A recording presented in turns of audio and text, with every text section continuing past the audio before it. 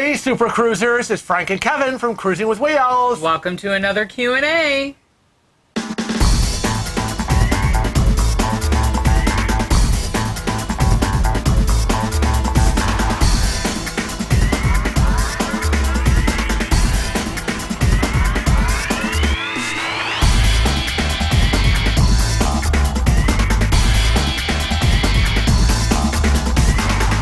So before we get started, I just wanted to remind everybody out there in YouTube land, Facebook, Instagram, Snapchat, Twitter, that we have our second annual group cruise coming up. It is in March of 2023. And if you're interested in joining us, maybe you've taken a little break from cruising in 2021 and 2022 and you want to get back into it. That's right. If your cruise has been canceled or you personally decided to postpone a bit, come sail with us in 2023. We've got a great group already, and we still have space available. It is on the beautiful NCL Gem, and you simply have to email us at cruisingwithwheels@gmail.com. And I will get you the information that you need to book this fabulous cruise. But let's jump right into the questions that we have, and the first one comes from Elizabeth. Elizabeth. And Elizabeth says that she's considering that COVID-19 has had such a tremendous effect on cruising.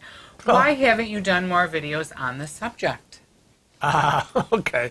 Well, I guess I'll start by saying we did start to report on COVID-19 back in 2020.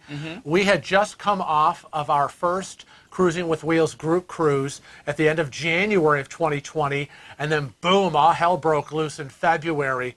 And so, we started to report on it, but because COVID kind of right now, as you all know, changes day to day, week to week in terms of what it's doing. And, hour to hour. Right, and protocols from cruise lines, companies, whatever, we decided we're just not going to do that because whatever we report on, by the time we did the video, the edit, and the upload, the information would change.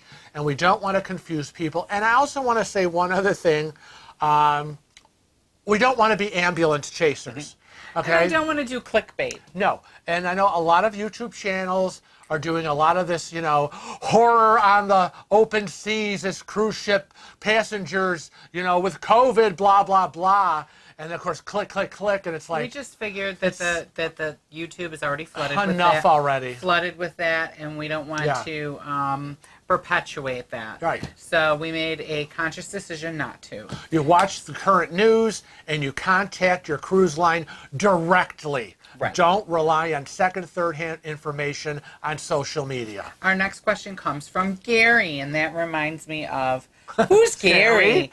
If you haven't seen our vlogs, we vlog every trip that we take. And that was my birthday dinner. It was his birthday dinner, and he made a joke about who's Gary. So I'll link the playlist to that cruise, and you can watch that if you want. But Gary said, say your video... saw your video on first-time cruisers. Thanks for keeping it straightforward and simple. Seems like a lot has changed in 20 years. What else can we expect to see in the future? Oh, gosh, you're going to see... Well, you're definitely going to see more AI, more artificial intelligence, major advances in technology, and, of course, the cruise lines in terms of activities on board, a la the roller coasters, Ferris wheels, laser tags and go-karts. They're all going to try to outdo the other. So look for better activities where they take land-based ideas and bring them on the cruise ship for you, as well as all the tech stuff. I think we're going to see a lot more safety. Oh, definitely. As far as taking care of people's respiratory, I think just safety in general. And I think that's wellness. also where more AI comes into it. The next question comes from Olivia, and I'll let you take this one because I've had it up to here with this question. But we see this question very often in a lot of the chat rooms. We get it at least once a day on one of our social medias. Again, we're on, tell them where we're on. Facebook, Twitter, Instagram, and Snapchat, as well as obviously you're watching us on YouTube.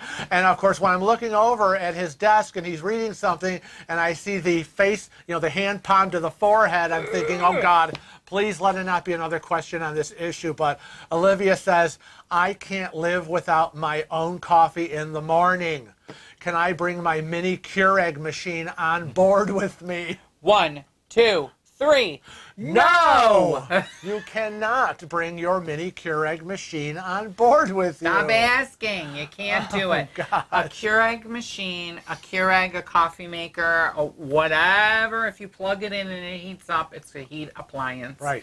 Just like you can't bring irons, you can't bring steamers, you can't bring your toaster, you can't bring your Toaster, microwave. my waffle maker. Right. I can't live without my own waffles. You're just going to have to order in the coffee or go to a restaurant, get the coffee, or they have coffee available in the buffet 24/7. The next question comes from Gunther. Yes, Gunther. When is the best time to cruise Bermuda? Right. Well, they say the best time to cruise Bermuda is late spring, like March, April, May. Temperatures for both the air and the water are very comfortable. They're comfortable enough for outdoor activities and swimming. As you get further past May and June and July, the weather in Bermuda gets really, really hot. So if that's for you, Right. then by all means, go June and July if you love that 90, 95 plus degree weather. But if you're concerned of, I want it warm, I want to be able to swim, and I want to be comfortable, then stick with March, April, May. But really, every Just time. go. Every time's the best time to cruise I to know. Bermuda. It's from what I hear from my customers. Yeah. But I am not the one. I don't like cold, right? Yeah. I'm always cold. But I detest 100 degrees. I know. Sweating and I da-da-da. know. So Gosh. I don't know. The next question comes from Gloria. What's Gloria write? Gloria says, can I get my hair done on the ship for our formal night? I want to look good for our pictures. And is it expensive? Well, as a hairdresser, I have to say right now that the first thing you should do is plan accordingly if you get color or highlights before you go Yes. cruising. You want to do that with your regular stylist that knows your hair and knows what products work and don't work. As far as getting like a professional updo, there is a salon. Yeah, I mean, if you're just looking at styling, blow drying or whatever, sure. But yeah, definitely. He knows. Stay with your own stylist at home for any color, perms, or cuts. You don't want a stranger messing up what maybe you've had years of trying to get It's going to accomplished. cost you a lot more when you come home to get it fixed. Yeah. But generally, the question about is it expensive or not, that's kind of hard to say because it depends on what you're used to paying. Locally in our area, prices range, let's say, for an updo from any place from $45 up to $500. It depends on what town you're in. It depends on what area you're in. Right. And my guess is it's going to depend on what ship you're on as to what the prices are. That's true. What we know is that what I've seen, because I always visit the salon, is anything between $50 to $200 is what I would It say. all depends on And they're the going to say style. it's going to depend on the style and the length of your hair. So good luck. How complicated do you want this? How good do you want this? So, yeah.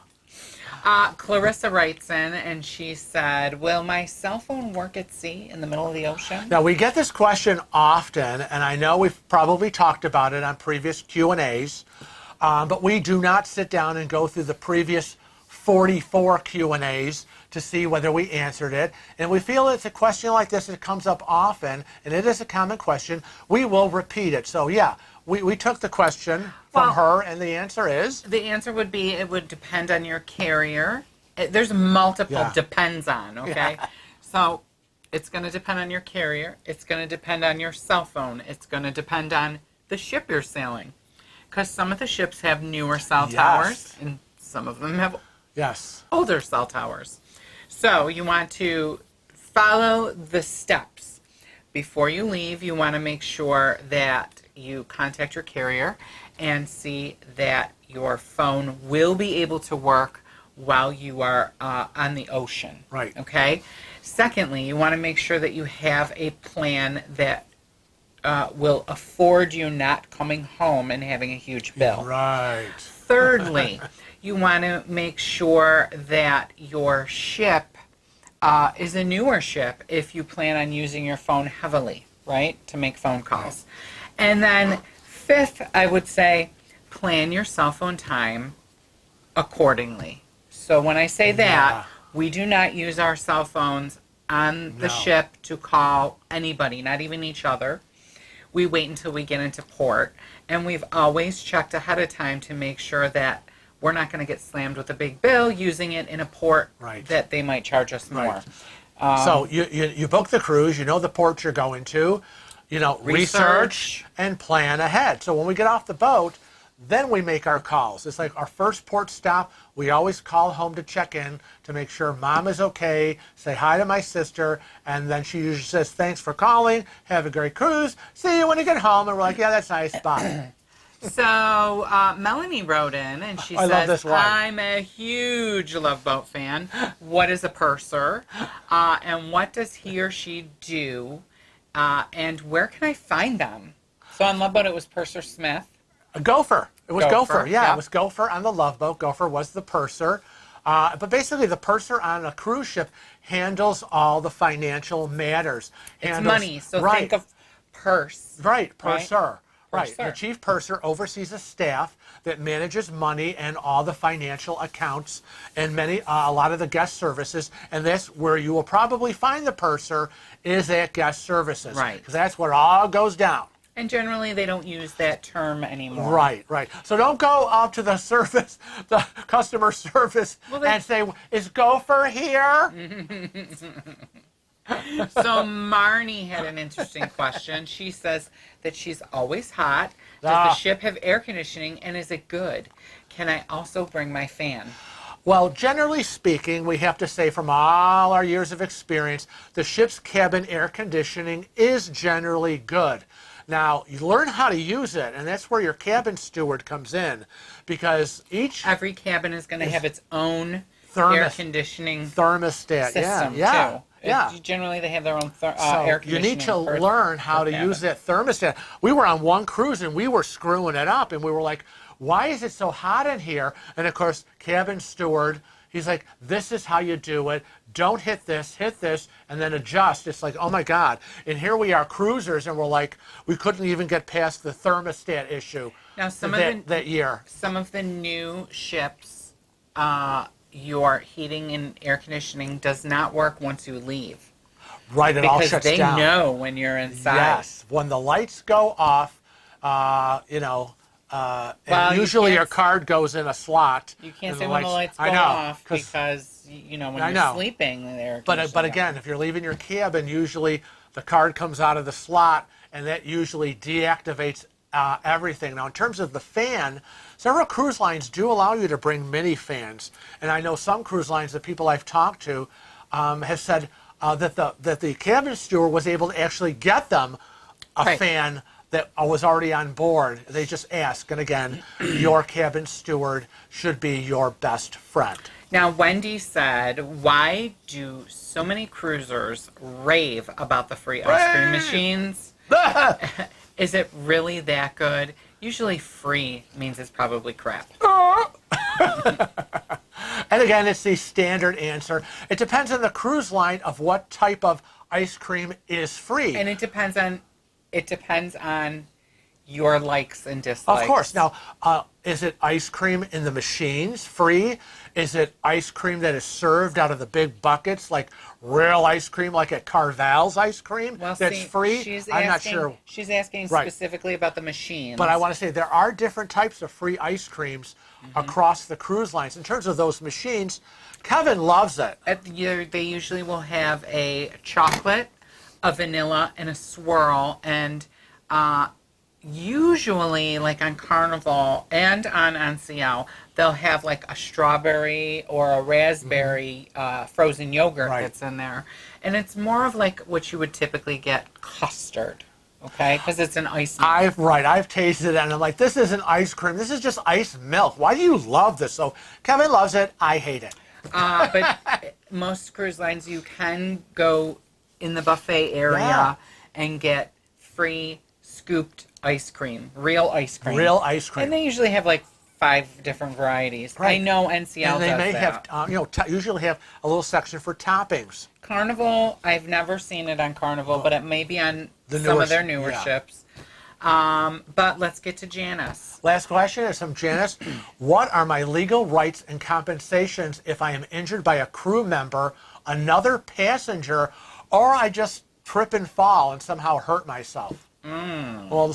Well, your legal rights, you'd have to really speak to a lawyer about. Right. We can't speak to the legal ramifications, But other than the thing that we know is it is specifically stated in your cruise contract in the fine print as to the exact amount that you would be compensated for as a maximum. Right. Now, that's number one. Yeah. But we have some suggestions. And obviously, if you get hurt in any way, whether it's an accident or deliberate or whatever, you get to the medical center. That's number one. Get to the medical center and fill out a report as to exactly what happened, because the ship will then start to conduct an investigation of who, what, when, where, and why. Now, we would also suggest that you get a copy of that report. Oh, absolutely. Okay? Never leave without a copy. And witnesses. Were there any witnesses? It's no different than what happens here on land.